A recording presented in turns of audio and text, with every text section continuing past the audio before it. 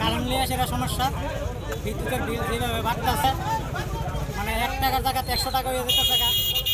হ্যাঁ, এটা নিয়ে সেটা আমি কমলাসাগর বিধানসভার ঘুরানোর সামনে রাস্তা করতেছি আমরা বিদ্যুৎ বিল যাতে মিটার জিরো করে, আর পুরানো মিটার ফিরে দেয়, স্মার্ট মিটার নিয়ে যা বর্তমান থেকে দাবি থাকবো। আর বিদ্যুৎ মন্ত্রী আজকের মধ্যে পদত্যাগ করবে আমরা দাবিটা।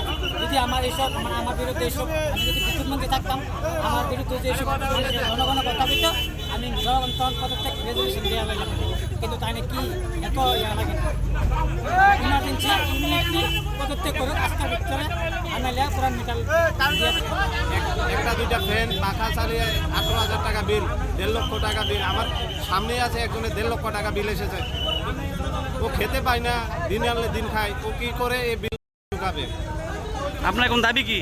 আমাদের দাবি এটা অতি শীঘ্র সুরাহা করা হোক, আর বিদ্যুৎ মন্ত্রী তাড়াতাড়ি পদত্যাগ করুক। আপনারা কি করছেন আজকে? আজকে আমরা পথ অবরোধ করেছি।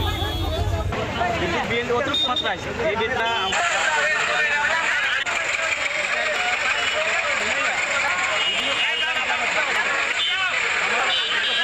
বিদ্যুতের বিল নিয়ে মধুপুর রাস্তা অবরোধ।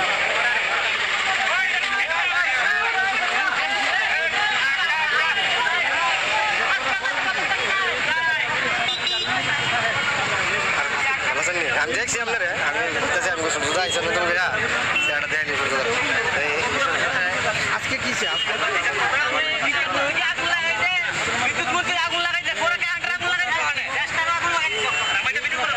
কোন জায়গায়